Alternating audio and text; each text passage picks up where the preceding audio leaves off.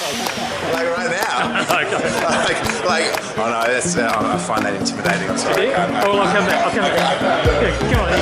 What's it been like? What's the conference been like? Brilliant, informative, and exactly what I wanted to see in this association or alliance.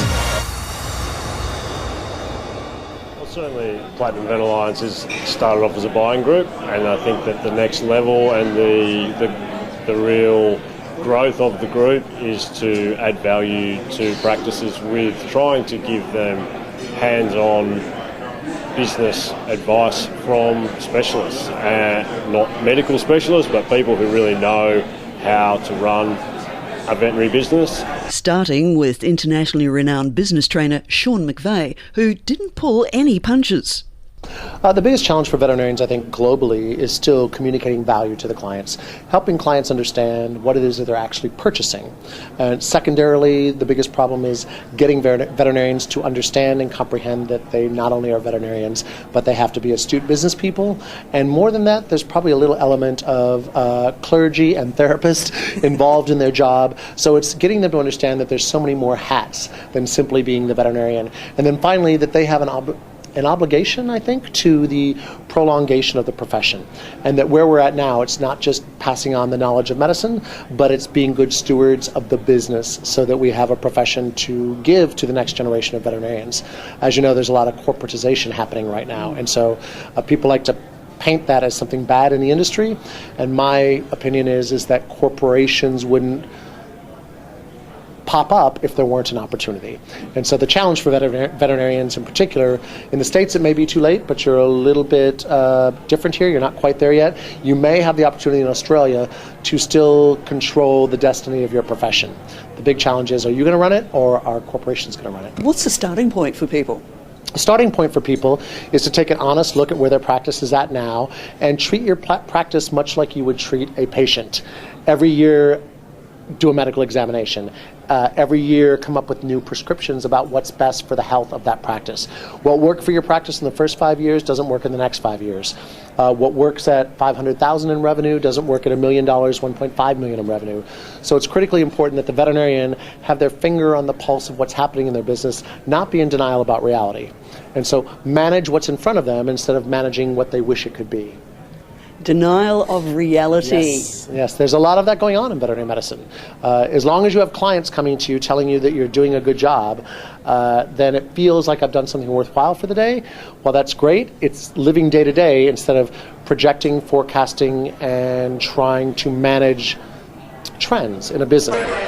And the reaction? Shawn McVey was amazing with his direct approach, and he actually provides a pathway.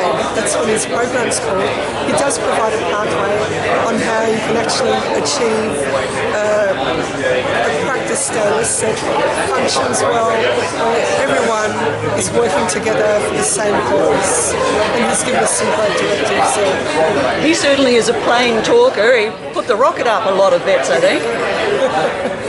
Well, I quite like that direct approach, and I don't think that you have to be like him to take on his ideas at all.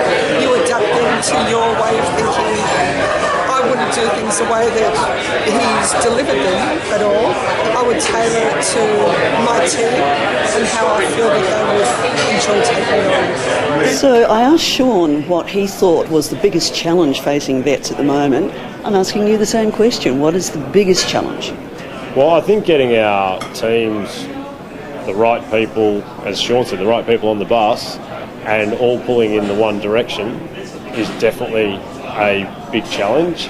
And then externally, we obviously have a lot of pressure with some pricing through online, corporate entities coming into the market. So it's very much a market in flux.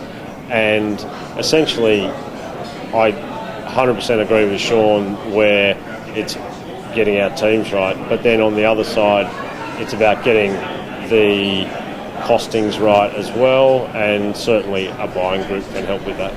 Other guest speakers covered a wide range of topics from nutrition through to pet insurance. I think it's going very well. I've taken some very good notes. I've only been here this morning, so I missed out on yesterday, but I think that was fantastic. thought the insurance talk was especially good, and we're absolutely interested in the virtual recall as well. So it's been doing well.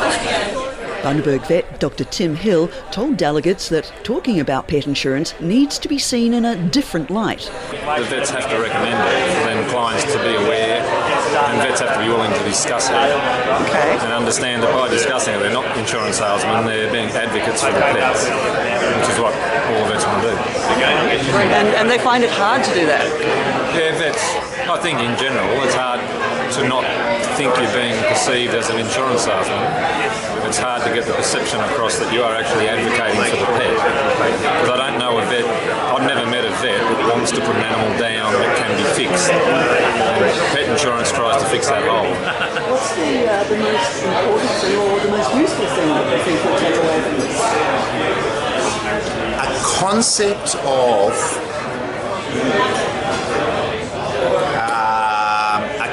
of implementation of a pathway plan.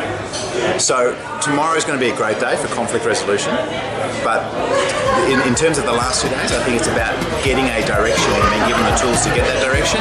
So many conferences are up in the sky, airy-fairy.